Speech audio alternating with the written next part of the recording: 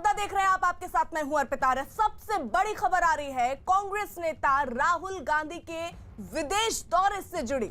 राहुल गांधी कुछ दिनों के लिए देश से बाहर चले गए हैं। कांग्रेस प्रवक्ता रणदीप सुरजेवाला के मुताबिक राहुल निजी दौरे पर देश से बाहर गए हैं। सूत्र ये भी बता रहे हैं कि राहुल अपनी नानी से मिलने इटली गए हैं। हालांकि पार्टी ने जगह के बारे में कुछ नहीं बताया। वैसे आज कांग्रेस का 136वां स्थापना दिवस है, लेकिन इस मौके पर राहुल मौजूद नहीं रहेंगे, जिसको लेकर कई सवाल खड़े हो रहे हैं। इस बीच पिछले कुछ दिनों से किसानों के साथ खड़ा दिखने की कोशिश के बाद किसान आंदोलन के बीच अचानक राहुल गांधी के विदेश जाने पर विरोधियों को उन पर हमला करने का एक और मौका मिल गया।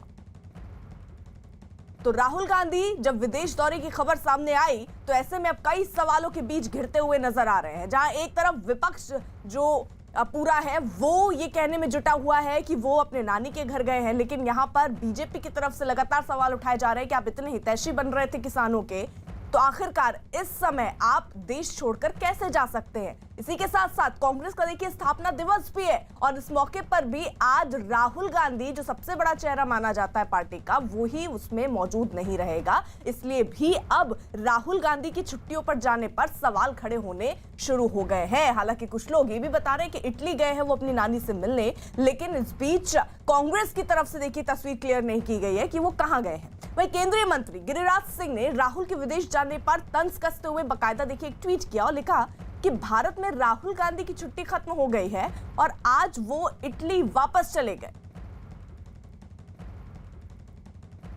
राहुल गांधी के विदेश जाने की खबर पर आम आदमी पार्टी ने भी राहुल गांधी पर हमला किया और गूगल मैप के बारे में बताया। आम आदमी पार्टी ने ट्वीट किया और लिखा कि सिंघू बॉर्डर मात्र 30 किलोमीटर की दूरी पर है, जहां हजारों किसान प्रदर्शन कर रहे हैं। आप चाहें तो हम आपको वहां का गूगल लोकेशन भेज सकते हैं।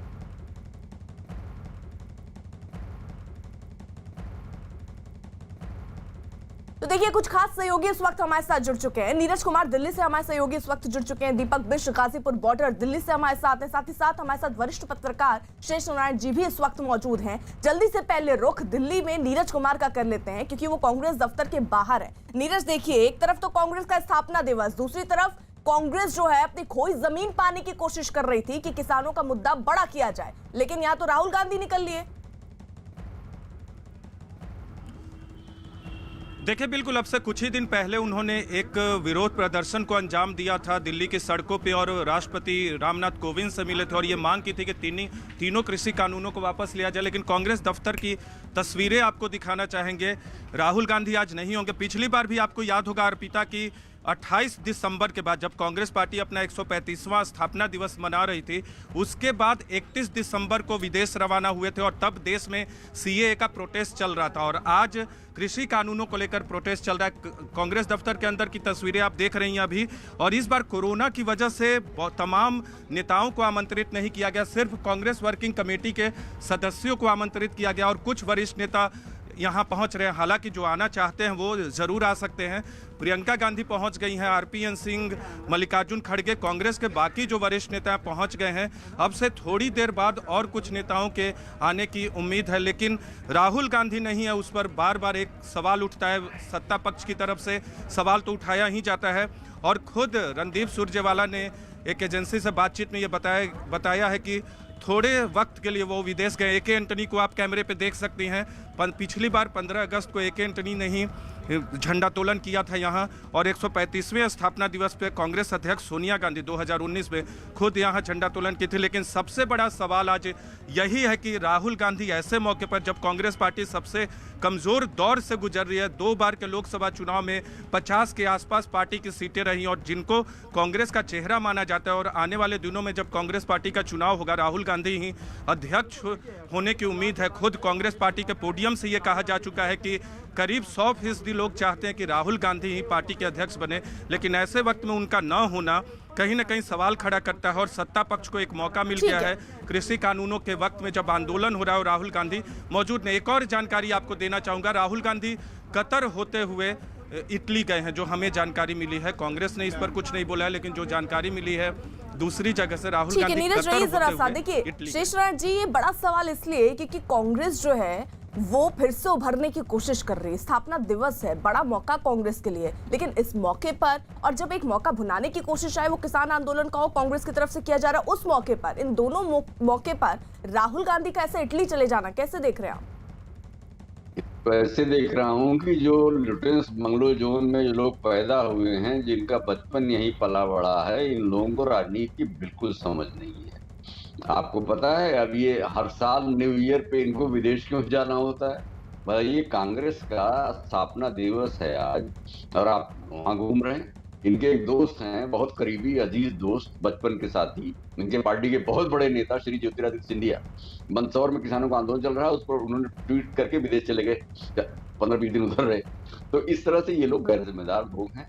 ये देश, नरेंद्र मोदी से आप तुलना करने चले हैं। नरेंद्र मोदी पे 2004 से 2014 तक मुसलसल कांग्रेस ने हमला किया था, और वो खड़े रहे और हर हमले भी झेलते रहे। सीबीआई से इंक्वायरी हुई, पुलिस जांच कर रही है, सब कुछ करते रहे, और आप न्यू ईयर पे आप बाहर क्यों जाते हैं हर साल? ये बात बिल्कुल समझ से परे है। और ये कांग्रेस, इसीलिए कांग्रेस को अब सबसे बड़ी जरूरत है, अब जो चापलूस टाइप लोग दिल्ली में रहते हैं, वो राजीव गांधी को उन्होंने ही तो कांग्रेस में भर्ती कराया था। जमीन से जुड़ा कोई नेता आ जाता संजय गांधी की डेथ के बाद, तो शायद कुछ बदलता नहीं।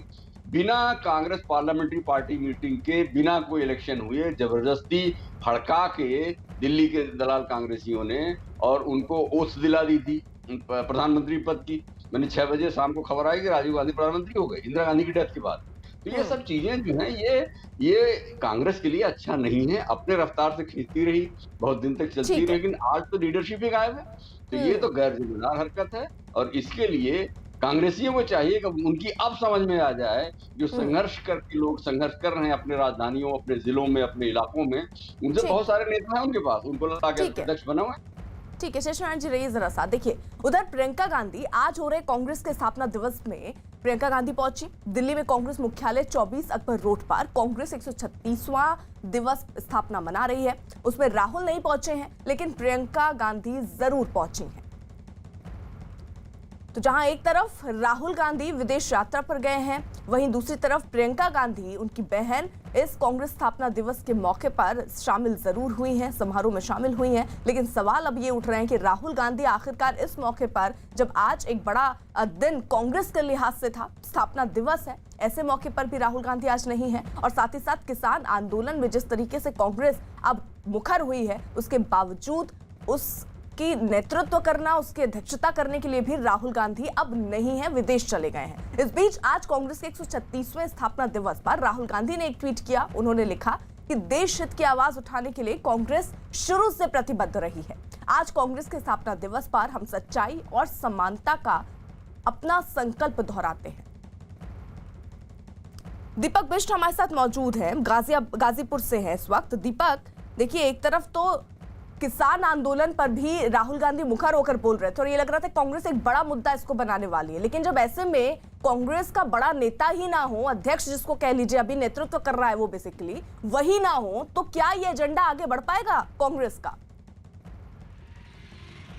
अर्पिता, देखिए, अपने को जो किसान हैं उनका हितैषी बताने वाले राहुल गांधी आज यहाँ पर नहीं है, जबकि खुद कांग्रेस का स्थापना दिवस है, उनका होना ही, उनकी मौजूदगी बहुत जरूरी थी, लेकिन वो यहाँ पर नहीं है। साथ ही कुछ दिन पहले ही उन्होंने किसानों के 3 कानूनों को लेकर राष्ट्रपति महोदय से मुलाकात की थी और इस तरह के जो कानून है उसको हटाए जाने की मांग भी की थी। लेकिन एक तरफ ट्वीट करना और दूसरी तरफ यहाँ से नदारद होना कहीं ना कहीं ये जताता है कि राजनीतिक लाभ लेने के लिए उन्होंने ये सब किया था, और यही वजह है कि आज वो यहाँ पर नहीं है। लेकिन जो किसान हैं वो इसी तरह से यहाँ पर लगातार बढ़ रहे हैं। गाजीपुर बॉर्डर पर देखिए, किसानों के लिए उन्होंने, चाहे जो दिल्ली के सभी बॉर्डर पर जो किसान यहाँ पर इतने समय से बैठे हैं, उनके लिए उन्होंने यही कहा था कि किसानों के हित के लिए ये बिल होना चाहिए। लेकिन ये जो बिल है वो हित के लिए नहीं बल्कि फ़ायदे के लिए बीजेपी के है। लेकिन यहाँ पर जिस तरह से ट्वीट वो करते थे और उसके बाद अब वो यहाँ से खुद इंडिया छोड़ के बाहर हैं, इटली में जाने की उनकी सूचनाएं मिल रही हैं और 31 मनाने के लिए वो इस वक्त वहाँ पर गए हैं। दीपक, मैं आ रही हूँ आपके पास जल्दी से। शेषनारायण जी से भी एक रिएक्शन ले लेती हूँ। शेषनारायण जी, ऐसे में जब स्थापना दिवस है, एक ट्वीट करके ये दिखाया जा रहा है कि कितने जिम्मेदार हैं, क्या अब ये जिम्मेदारी केवल ट्विटर पर ही रह गई है? तो उसी का नतीजा तो है। उत्तर प्रदेश और महाराष्ट्र, जहां कांग्रेस सबसे ज्यादा मजबूत होती थी, गुजरात महात्मा गांधी सरदार पटेल का घर था, वहां से कांग्रेस का सफाया हो गया। इसी ट्विटर की कृपा तो है। आप मैसेज भेज देंगे, आप लोग लाइन में लग के आपसे मिलने आएंगे, तो ऐसे थोड़ी होता है। सरदार पटेल इनके जो आदि नेता हैं, और जब दंगा हुआ था तो सरदार पटेल कह रहे सीधा अमृतसर हवाई अड्डे पहुंच गए थे। वहां लोगों से बैठ के गणासा लिए, हथियार लिए लोगों से बात की थी कि नहीं, किसी को मारोगे नहीं, और उसके बाद लोगों ने दंगा नहीं किया। तो लीडर की ये खासियत होती है। और ये श्रीमान जी, इनको न्यू ईयर हिंदुस्तान में नहीं आता, 31 दिसंबर, 1 जनवरी हिंदुस्तान में नहीं आता। ये बिल्कुल गैर जिम्मेदार नेता है, और इनको कांग्रेसियों को चाहिए कि इनसे पिंड छुड़ाएं, और अगर अपनी पार्टी को सरवाइव कराना है, मैं जानता हूं तमाम लोगों को, कांग्रेस में ऐसे ऐसे लोग हैं जो ग्रास रूट लेवल पे जुड़े हुए हैं, लेकिन यहाँ जो चौकड़ी घेरे रहती है, जो गणेश परिक्रमा टाइप नेता हैं, उनको 24 अकबर घुसने नहीं देते, और इन लोगों का कंटेक्ट किसी से ही नहीं। अमेठी हार गए भाई, जो इनके जितना ज्यादा नर्चर की हुई कॉन्स्टिट्यूंसी, वहां चुनाव हार गए हैं। और जो सबसे बड़ा सपोर्टर इंदिरा जी के सपोर्टर हुआ करते थे, ठाकुर धोनी सिंह रायबरेली में, उनके परिवार के लोग सोनिया जी के खिलाफ मैदान ले चुके हैं। तो कहाँ क्या बात कर रहे हैं आप? पॉलिटिकल पार्टी कोई IAS अफसर थोड़े होते हैं आप। बिल्कुल चेष्टा जी, देखिए इस बीच देखिए तमाम जो नेता हैं अब वो बीजेपी के, वो अब निशाना साध रहे हैं। मध्य प्रदेश के मुख्यमंत्री शिवराज सिंह चौहान ने राहुल गांधी पर तंज कसा है, बाकायदा एक ट्वीट किया और लिखा कि कांग्रेस इधर अपना 136वां स्थापना दिवस मना रही है और राहुल जी 9-2-11 हो गए हैं। नीरज हमारे साथ जुड़े हुए हैं, और नीरज देखिए बैठे बैठाए मुद्दा अगर बीजेपी के हाथों में किसी ने थमाया तो वो कांग्रेस ही है और मेन राहुल गांधी हैं। ऐसे वक्त पर जब स्थापना दिवस है, ऐसे वक्त पर जब किसान आंदोलन चल रहा है, आप न्यू ईयर मनाने चले गए। देखिए बिल्कुल निजी यात्रा है, कांग्रेस पार्टी की तरफ से ये बताया गया, उनके मुख्य प्रवक्ता रणदीप सुरजेवाला ने ये जानकारी दी है। लेकिन हाँ, ये बात आप बिल्कुल कह सकते हैं, कांग्रेस के कार्यकर्ताओं और नेताओं को भी ये समझ नहीं आता कि ऐसे वक्त में, क्योंकि राहुल गांधी का दौरा हमेशा सुर्खियों में रहता है। सबसे लंबा दौरा आपको याद होगा 2014 के चुनावी हार के बाद 2015 की शुरुआत में राहुल गांधी करीब 60 दिनों के लिए विदेश दौरे पे गए थे, तो बहुत सुर्खियां बटोरी थी। पिछली बार याद होगा झारखंड चुनाव के वक्त में लास्ट लेग जब चल रहा था, तब राहुल गांधी विदेश दौरे पे चले गए थे, और तब प्रियंका गांधी को जाना पड़ा था पाकुड़ एक चुनावी सभा को संबोधित करने, ताकि ये संदेश जाए कि कांग्रेस पार्टी झारखंड चुनाव में बिल्कुल खड़ी है। लेकिन एक बार फिर आपको तस्वीरों से कांग्रेस मुख्यालय का माहौल दिखाना चाहेंगे। आज हालांकि कोरोना की वजह से जो है बहुत भीड़ नहीं है, लोगों को ये पहले ही संदेश भिजवाया जा चुका है कि लोग कम आए, केवल कांग्रेस कार्य समिति के सदस्यों और बाकी कुछ जो वरिष्ठ नेता खुद से आ सकते वो आ रहे हैं। लेकिन अब से थोड़ी देर बाद यहाँ झंडोत्तोलन होगा, वरिष्ठ नेता यहाँ पहुँच चुके हैं। प्रियंका गांधी थोड़ी देर पहले यहाँ पहुंची और बाकी लोग यहाँ मौजूद हैं। और दूसरी तरफ कांग्रेस सेवा दल के कार्यकर्ता, इधर देखिए कांग्रेस सेवा दल को लेकर बार बार बात होती है कि कांग्रेस सेवा दल, आपको तस्वीरें दिखाना चाहूँगी। शुरुआत हो रही है अब कार्यक्रम की। यहाँ गणेश से कहेंगे कि जो पूरा कार्यक्रम है जो आज झंडोत्तोलन का, उसकी शुरुआत अब होने वाली है। आप कैमरे पर देख सकते हैं तमाम जो नेता हैं जो कांग्रेस मुख्यालय के अंदर थे वो अब बाहर आने लगे हैं, और कांग्रेस के तमाम चेहरों को आप देख सकते हैं। मल्लिकार्जुन खड़गे कैमरे पे नजर आ रहे हैं, प्रियंका गांधी को आप देख सकती हैं। प्रियंका गांधी, गणेश से कहेंगे कि वो राइट में कैमरा को करें, राइट साइड में प्रियंका गांधी से कांग्रेस के नेता मिल रहे हैं, वो इस वक्त मौजूद हैं। और बाकी दूसरा RPN सिंह को कैमरे पर आप देख सकती हैं। गणेश, हाँ, अब कार्यक्रम की शुरुआत होगी। प्रियंका गांधी को देख, आप कैमरे पे प्रियंका गांधी आपको नजर आएंगे। अभी मुकुल वासनिक, प्रियंका गांधी भी उस कतार में खड़ी हैं सलमान खुर्शीद के बगल में, और उनके साथ में दूसरे नेता मौजूद हैं। तो ये कांग्रेस की परंपरा होती है कि इस मौके पर कांग्रेस सेवा दल का जो परिधान होता है उस परिधान में लोग यहाँ मौजूद होते हैं। और अब कार्यक्रम की शुरुआत होगी।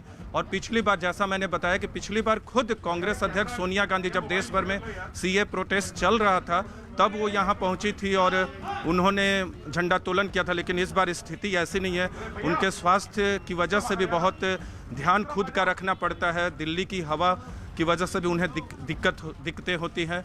लेकिन अब AK एंटनी को आप देख सकते हैं, उनके साथ गुलाम नबी आज़ाद मौजूद हैं। AK एंटनी झंडोत्तोलन करेंगे और वो उस जगह पे पहुंच रहे हैं जहां झंडोत्तोलन किया जाएगा।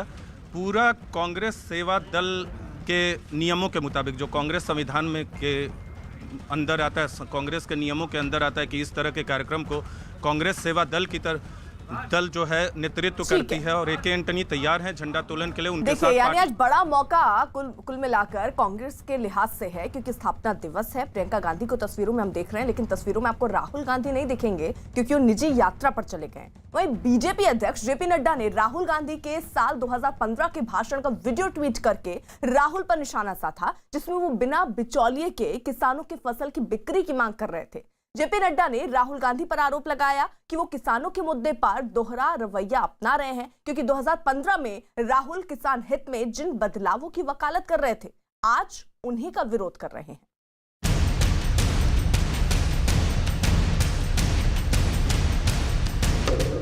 कृषि सुधार कानून पर घमासान। कांग्रेस बीजेपी में तीखी तकरार। जेपी नड्डा का राहुल पर वार। राहुल का पुराना वीडियो किया ट्वीट। अगर हम डायरेक्टली अपना माल फैक्ट्री में बेच पाते तो जो बीच में से लोग पैसा ले जाते हैं बिचौले, उनको फायदा नहीं होगा और पूरा पैसा हमें मिलेगा।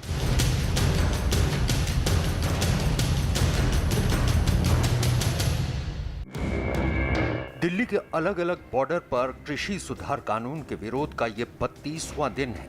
सरकार से बातचीत के प्रस्ताव पर किसानों ने भी रजामंदी जताई है।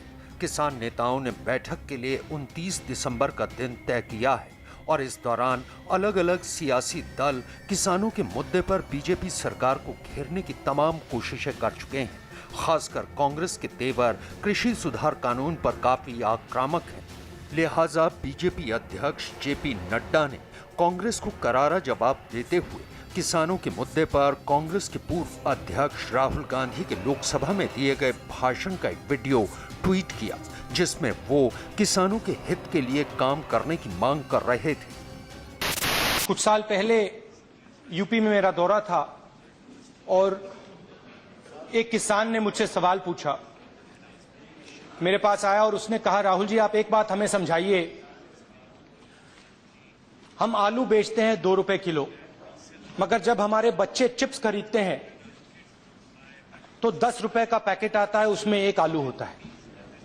और किसान ने मुझसे पूछा, आप हमें बताइए ये क्या जादू हो रहा है। और मैंने उन किसानों से पूछा, आपको क्या लगता है इसका कारण क्या है?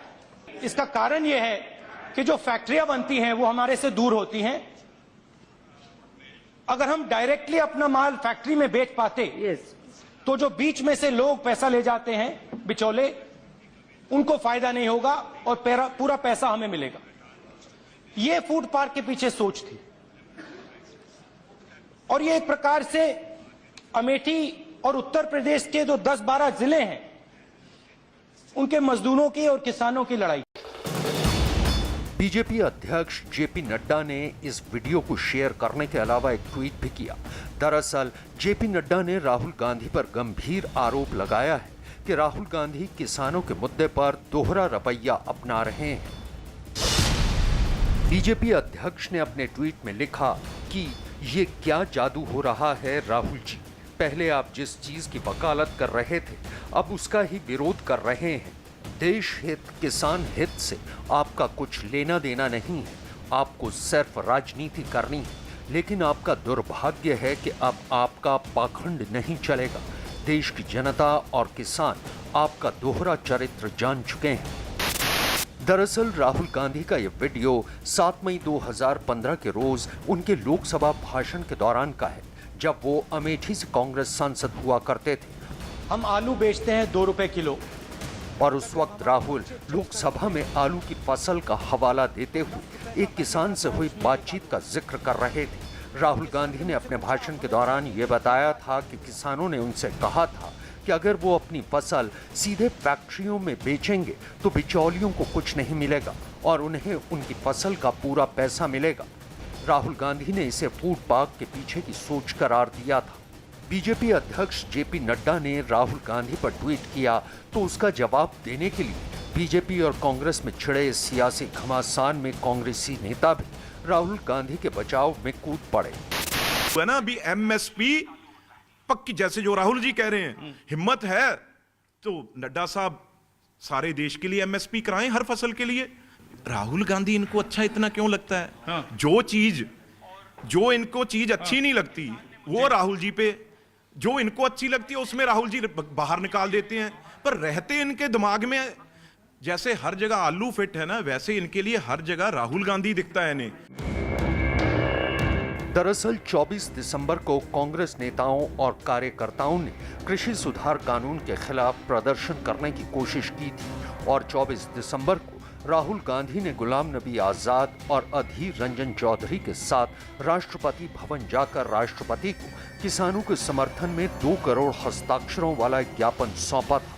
माना जा रहा है कि राहुल के ज्ञापन पर ही बीजेपी अध्यक्ष ने उनका पुराना वीडियो शेयर किया है, जिसमें वो किसानों के हित में काम करने की बात कह रहे हैं। बीजेपी अध्यक्ष जेपी नड्डा ने सिर्फ राहुल गांधी ही नहीं बल्कि 24 दिसंबर को सोनिया गांधी के भाषण का भी एक पुराना वीडियो शेयर करते हुए ट्वीट किया था।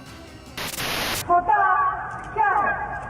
होता ये है कि किसान की पैदावार सस्ते से सस्ते दामों खरीदी जाती है और शहर में महंगे से महंगे दामों बेची जाती है। क्या मैं पूछना चाहती हूँ, क्या किसानों का हक नहीं बनता है कि उनके पैदावार की सही कीमत उन्हें मिले?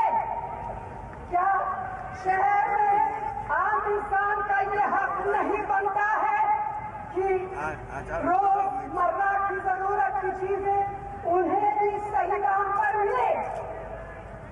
ये कब संभव होगा? ये तभी संभव है जब किसान बिना किसी बिचौलिए के अपनी पैदावार सीधे शहर तक पहुंच सके। अपने ट्वीट में जेपी नड्डा ने लिखा था कि सोनिया गांधी भी किसानों के मुद्दे पर किसानों को गुमराह कर रही हैं। किसानों को भ्रमित करने और उन्हें उनके अधिकारों से वंचित रखने वाली कांग्रेस का सच फिर उजागर हुआ है। सोनिया गांधी जी पहले किसानों के लिए बिचौलिया मुक्त बाजार की वकालत करती थी और अब इसका विरोध करती हैं। ये कांग्रेस की मौका परस्त सोच, कम जानकारी व बार-बार बात से पलटने का प्रमाण है। बीजेपी अध्यक्ष जेपी नड्डा ही नहीं बल्कि रक्षा मंत्री राजनाथ सिंह ने भी कृषि सुधार कानूनों पर हो रहे विरोध पर विपक्ष पर जमकर हमला बोला। उन्होंने किसानों से इन सुधारों के विरोध में फैलाए जा रहे भ्रम के बहकावे में नहीं आने की अपील की। राजनाथ सिंह ने कहा कि मोदी सरकार ने किसानों के हित में कई बड़े फैसले लिए हैं। इसी साल यह कानून लागू होने के बाद रबी की 6 फसलों की एमएसपी की घोषणा की गई है, जिसमें लगभग 1.5 गुने से 2 गुने तक की एमएसपी में वृद्धि की गई है। एमएसपी खत्म करने का इरादा न इस सरकार का कभी था, न है और न आगे कभी होगा। यहां तक कि मंडी व्यवस्था भी कायम रहने वाली है। दुष्प्रचार करके किसानों को भड़काने की यह कोशिश कतई कामयाब नहीं होगी। मैं पूरी तरह से आश्वस्त हूं। इससे पहले प्रधानमंत्री नरेंद्र मोदी ने खुद 25 दिसंबर को अटल जयंती के मौके पर कृषि सुधार कानूनों पर किसानों से सीधी बात करते हुए उनके बीच फैलाए जा रहे भ्रम पर बात की थी। मेरे किसान भाइयों बहनों, मेरे इन शब्दों को आप ध्यान से सुनिए। मैं फिर से कह रहा हूं कि आप अपनी फसल को जहां चाहे आप निर्णय करके बेच सकते हैं। आपको जहां सही दाम मिले आप वहां पर उपज बेच सकते हैं। आप न्यूनतम समर्थन मूल्य यानी एमएसपी पर अपनी उपज बेचना चाहते हैं, आप उसे बेच सकते हैं। कांग्रेस कृषि सुधार कानून के मुद्दे पर बीजेपी सरकार को घेरने के साथ साथ इस मुद्दे पर किसानों को और भड़काने की कोशिश करती दिख रही है। राहुल गांधी ने जेपी नड्डा के ट्वीट का कोई जवाब नहीं दिया, लेकिन किसानों पर एक ट्वीट जरूर कर दिया। वीर तुम बढ़े चलो, धीर तुम बढ़े चलो, वाटर गन की बौछार हो या गीदड़ भभकी हजार हो, तुम निडर डरो नहीं, तुम निडर डटो वहीं, वीर तुम बढ़े चलो, अन्नदाता तुम बढ़े चलो। बीजेपी और कांग्रेस की तकरार के बीच ये उम्मीद जगी है कि अब किसान भी इस मुद्दे पर सरकार से बातचीत के जरिए समाधान निकालना चाहते हैं। किसान संगठनों ने सरकार को चिट्ठी लिखकर 29 दिसंबर को 11 बजे बातचीत करने का समय मांगा था, जिसे सरकार ने मान लिया है। केंद्र सरकार ने कई दिन के बाद संयुक्त किसान मोर्चा को खत लिखा और उन्होंने आमंत्रण दिया कि भाई फिर से आप चर्चा के लिए आइए। कल संयुक्त किसान मोर्चा की मीटिंग हुई सिंघू बॉर्डर में और उसमें पूरे एकमत के साथ तय हुआ कि ये सरकार का आमंत्रण स्वीकारना चाहिए और हमने भेजा है कि 29 तारीख को हम चर्चा के लिए तैयार हैं आपके आमंत्रण के अनुसार।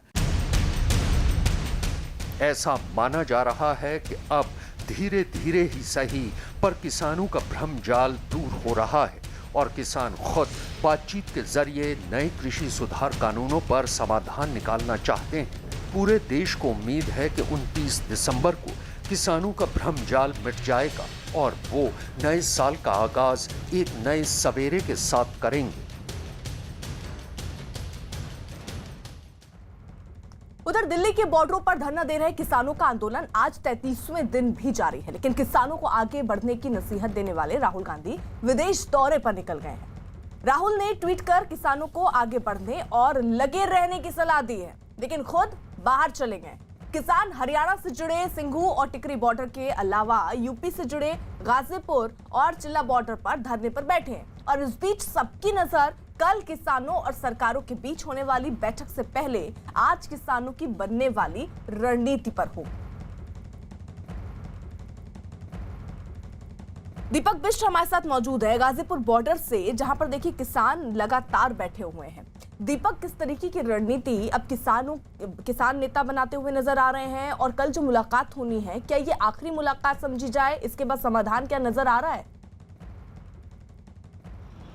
देखिए अर्पिता, 11 बजे का दिन मंगलवार को नियत समय दिया गया है कि सरकार के साथ बातचीत के लिए वो कुछ करेंगे, क्योंकि जो किसान हैं वो चाहते हैं और 40 किसान संगठनों की आज बैठक है, उसमें वो तय करेंगे कि किस तरह की बातचीत होगी, किन बिंदुओं पर ये बातचीत होगी। क्योंकि साफ कह चुकी है सरकार की तरफ से, ये साफ कहा जा चुका है कि कानून वापस नहीं लेंगे, लेकिन संशोधन जो है उसकी प्रक्रिया यहाँ पर हो सकती है। लेकिन किसानों का साफ ये कहना है कि वो तीनों कानूनों को जो रद्द करने की मांग को लेकर ही अभी भी उसी तरह से अटल है और यही वजह है कि आज जो मीटिंग होगी उसमें ये तय करना होगा किसानों को कि बातचीत के लिए कुछ लचीलापन उनकी तरफ से भी होना चाहिए, तब जाकर बातचीत होगी। जल्दी से छोटा रिएक्शन, हाँ ठीक है, शेष नारायण जी से भी ले लेते हैं। शेष नारायण जी, देखिए एक तरफ राहुल गांधी ट्वीट करके लिख रहे हैं ये कि भाई आप लोग लगे रहिए और वो निकल गए। राहुल गांधी को छोड़ो, राहुल गांधी कुछ नहीं लगेगा। ये बातचीत इंपॉर्टेंट है, इसमें सरकार को भी थोड़ा लचीला होना पड़ेगा और इन लोगों को भी वापस तो किसी कीमत पर नहीं लेगी सरकार, ये इनको पता होना चाहिए। बस वही है कि वो ओनरशिप ऑफ द लैंड के बारे में सरकार कोई गारंटीज कर दे तो मेरा ख्याल है बात इनको मान लेनी चाहिए। बिल कानून अच्छे हैं। ठीक है, रहिए जरा साथ। देखिए किसानों के आंदोलन का आज 33वां दिन है और बड़ी खबर तो यही है कि कई दिनों से जारी गतिरोध के बाद कल यानी 29 दिसंबर को किसान नेताओं और सरकार के बीच बातचीत होगी। हालांकि इससे पहले हुई कई दौर की बातचीत अब तक नाकाम रही है, लेकिन अब की बार उम्मीद है कि बात बनेगी और दोनों पक्ष किसी नतीजे पर पहुंचेंगे।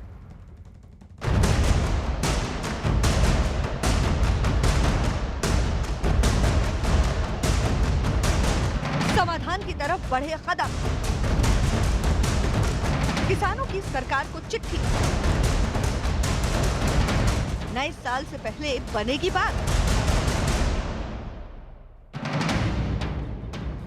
कृषि सुधार कानूनों के विरोध में दिल्ली में 32 दिनों से चल रहे किसान आंदोलन के खत्म होने की उम्मीद अब बढ़ गई है। ये आस जग गई है कि जल्द ही किसान अब सड़कों को छोड़कर अपने घर और खेतों में वापस लौटेंगे, वो भी खुशी खुशी। ये उम्मीद इसलिए बढ़ गई है क्योंकि किसान संगठनों ने सरकार को चिट्ठी लिखकर 29 दिसंबर को 11 बजे बातचीत करने का समय मांगा है। माना जा रहा है कि किसान भी नए साल की शुरुआत से पहले सारे भ्रमों को दूर करने के लिए नए तरीके से बात करना चाहते हैं। यही वजह है कि उन्होंने बातचीत का अपना एजेंडा भी सरकार को भेजा है, जिसका सीधा संकेत ये है कि किसानों पर अब गुमराह करने वालों का असर कम हो रहा है। 30 तारीख को कहा, अच्छा, क्योंकि वे चिट्ठी बार बार भेज रहे थे कि बात करो और समय और टाइम बताओ। तो दिया है उनको, चिट्ठी दिया है, उसका मजमून बना कर दिया है और तारीख दे दी, समय दे दिया, भेज दिया। वे बुलाएंगे तो जाएंगे। सरकार और किसानों के बीच बातचीत की ये कोई पहली कोशिश नहीं है। इससे पहले भी किसानों में कृषि सुधार कानून से जुड़े भ्रम को दूर करने के लिए सरकार की तरफ से कई बार किसानों से बातचीत की पेशकश की गई। यहाँ तक कि कई बार किसान संगठनों और कृषि मंत्री नरेंद्र सिंह तोमर के बीच बैठकों का दौर भी चला, लेकिन हर बातचीत अब तक बेनतीजा रही। किसानों और सरकार के बीच पहली बैठक 14 अक्टूबर को हुई, लेकिन बेनतीजा रही। दूसरी बैठक 13 नवंबर को हुई, लेकिन वो भी बेनतीजा रही। इसके बाद दिसंबर महीने में अब तक 3 बार बैठक हुई, 1 दिसंबर, 3 दिसंबर और 5 दिसंबर को, लेकिन सभी बेनतीजा रही। जबकि छठी बैठक 9 दिसंबर को तय की गई थी, जिसे बाद में रद्द कर दिया गया। जबकि सरकार की तरफ से कृषि मंत्री, गृह मंत्री और पीएम लगातार किसानों को मनाने की कोशिश करते रहे। प्रधानमंत्री जी ने प्रधानमंत्री किसान सहायता योजना के तहत आसाम के हर किसान को लगभग 2000 रुपया सीधा उनके बैंक खातों में बिचौलिए के बगैर ट्रांसफर किया है। सर्वानंद जी, कितना रुपया ट्रांसफर हुआ आपके यहाँ किसानों में? 16 लाख किसानों। रुपया कितना हुआ? 16 लाख लोगों को। नीरज हमारे साथ मौजूद है, जल्दी से उनका रुख कर लेते हैं। उनके साथ रणदीप सुरजेवाला इस वक्त शायद मौजूद है। नीरज, देखिए, बिल्कुल कांग्रेस के लिए एक खास दिन, जब कांग्रेस पार्टी स्थापना दिवस मनाती है और कांग्रेस के महासचिव और मुख्य प्रवक्ता रणदीप सुरजेवाला इस वक्त हमारे साथ है। रणदीप जी, आप तो लगातार, चाहे चुनाव हो तो आप राजधानी में होते हैं, कृषि हो तो कृषि कानून की बात हो तो यहाँ सड़कों पे होते हैं, लेकिन सत्ता पक्ष सवाल उठा रहे कि राहुल गांधी इस मौके पर क्यों नहीं है? मोदी जी को केवल एक ही सवाल का जवाब देना चाहिए। मोदी जी, आप इतने निष्ठुर निर्मम क्यों बन गए हैं?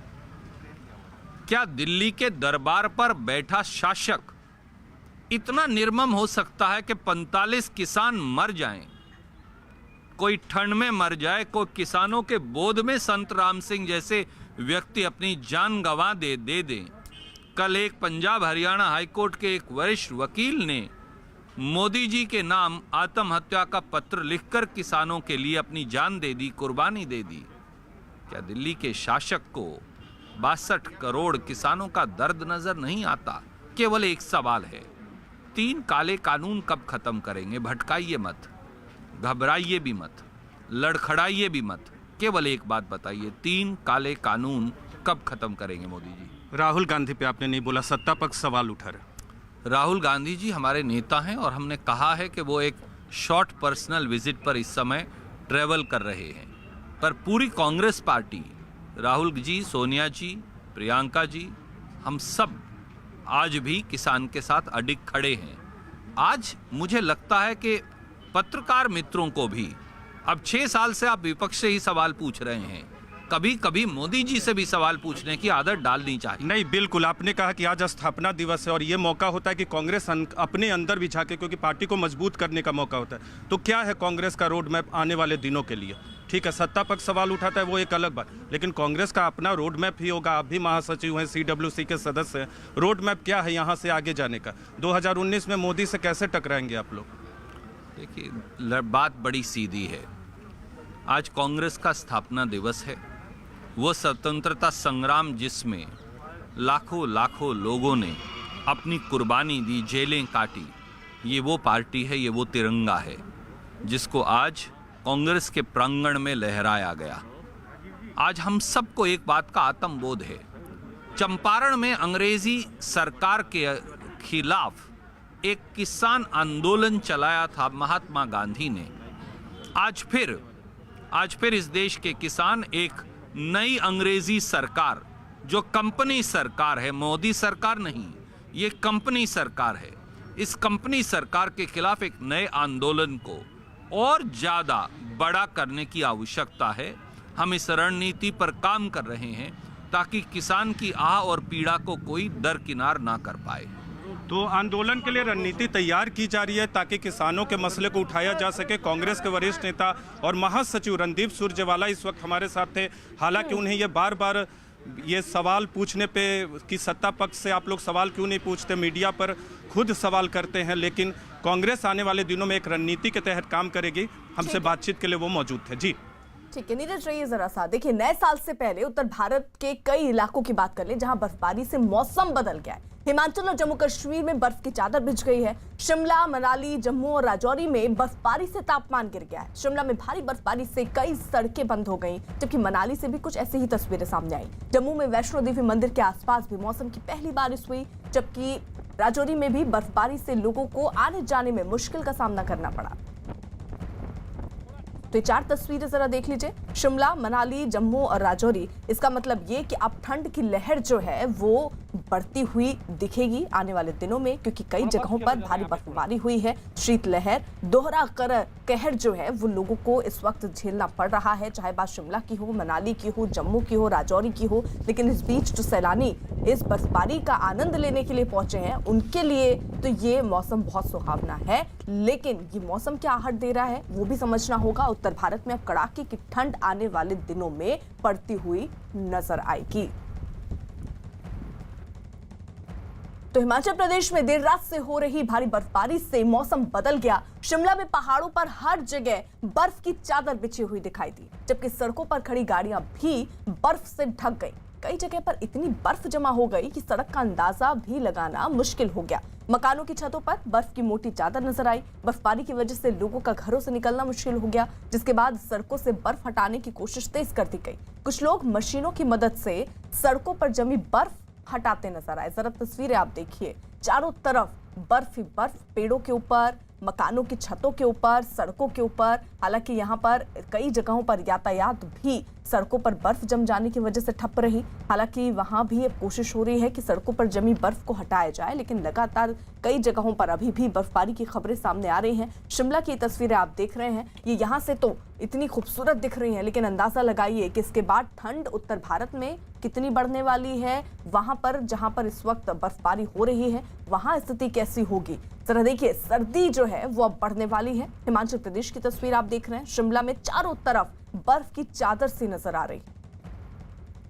इस बर्फबारी से नए साल का जश्न मनाने पहुंचे पर्यटकों के चेहरे पर खुशी दिखाई दी। लोग बर्फ के बीच खेलते हुए नजर आए। शिमला के अलग अलग इलाकों में बाहर से पहुंचे पर्यटक बर्फबारी का आनंद लेने सड़कों पर उतरे और जमकर लुत्फ उठाया। तो कुछ लोग तो खास इसी मौके पर देखिए पहुंचते हैं बर्फबारी का आनंद लेने के लिए।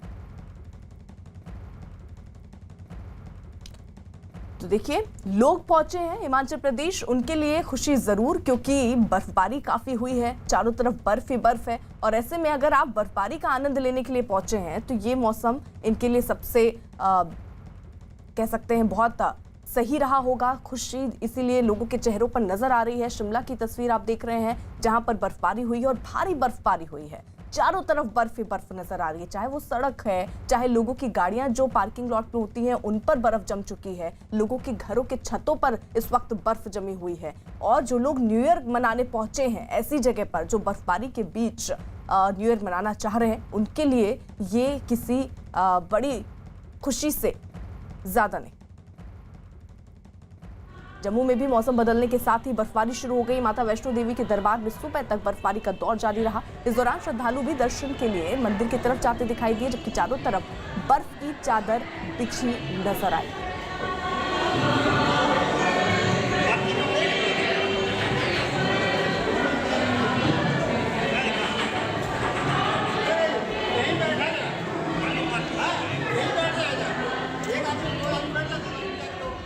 ये तस्वीरें जो आप देख रहे हैं, ये तस्वीरें जम्मू की हैं। जम्मू में मौसम बदलने के साथ ही देखिए बर्फबारी जो है वो शुरू हो चुकी है। माता वैष्णो देवी के दरबार में सुबह तक बर्फबारी का दौर जारी रहा। इस दौरान श्रद्धालु भी दर्शनों के लिए मंदिर की तरफ जाते दिखाई दिए। चारों तरफ बर्फ की चादर बिछी नजर आई। तो बर्फबारी की तस्वीरें जरा देखिए, जम्मू से आ रही हैं, जहां पर भारी बर्फबारी हुई है। चारों तरफ इसी के साथ साथ बर्फ ही बर्फ नजर आ रही है। और इसका संकेत ये भी कि अब उत्तर भारत में ठंड और बढ़ने वाली है आने वाले दिनों में। तो ऐसे में बर्फ और शीतलहर, ये दोहरा कहर कई जगहों पर बरपने वाला है। जम्मू की तस्वीरें, मौसम बदलने के साथ ही देखिए बर्फबारी वहां पर शुरू हुई। माता वैष्णो देवी के दरबार में सुबह तक बर्फबारी का दौर जारी रहा।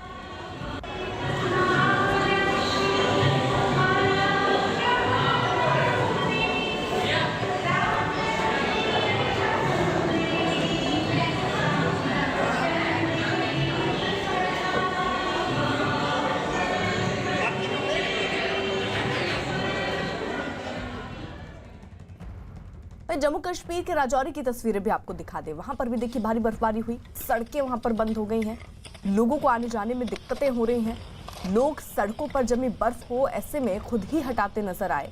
तापमान गिरने से वहां रहने वाले लोगों की मुश्किलें भी बढ़ गईं। लोग घरों के अंदर रहने को अब मजबूर हो गए हैं क्योंकि चारों तरफ बर्फ ही बर्फ नजर आ रही है। और सबसे ज्यादा दिक्कतें तो वहां पर आने जाने वाले लोगों को हो रही हैं क्योंकि रास्तों पर मोटी परत इस वक्त बर्फ की जम चुकी है। हालांकि कई जगहों पर जवानों की तरफ से वो हटाए जा रहे हैं, लेकिन कई जगहों पर हमने वो तस्वीरें भी देखी कि लोग खुद ही आगे बढ़कर बर्फ हटाते नजर आए। ये दिनों में भी पीर पंचायल की पहाड़ियों जो पीर की गली थी वहाँ पे काफ़ी जो है ना वो बर्फ़ पड़ी थी। आज भी जो है ना वहाँ पे बर्फ़बारी जो है ना पीर पंचायल में काफ़ी जो है ना हो रही है। और इस बर्फ़बारी से जो है ना वो सर्दी जो है ना बड़ी शिद्दत की लहर जो है ना वो उठ गई है। कोहरा वगैरह जो है ना वो काफ़ी जाम हो गया है। तो हिमाचल प्रदेश के मनाली में भी बर्फबारी से सर्दी बढ़ गई है। मनाली शहर के आसपास का पूरा इलाका जो है वो बर्फ की चादर से ढक गया और वहां रहने वाले लोगों की मुश्किलें बढ़ गईं। मौसम विभाग ने अगले 2 दिनों तक मौसम खराब रहने का अनुमान जताया है, यानी 2 दिनों तक लोगों को ऐसे ही मौसम के बीच रहना होगा। तस्वीरें मनाली की देख रहे हैं आप, जहाँ पर देखिए चारों तरफ बर्फ ही बर्फ नजर आ रही है और ऐसे में यातायात भी सबसे ज्यादा प्रभावित हुआ है।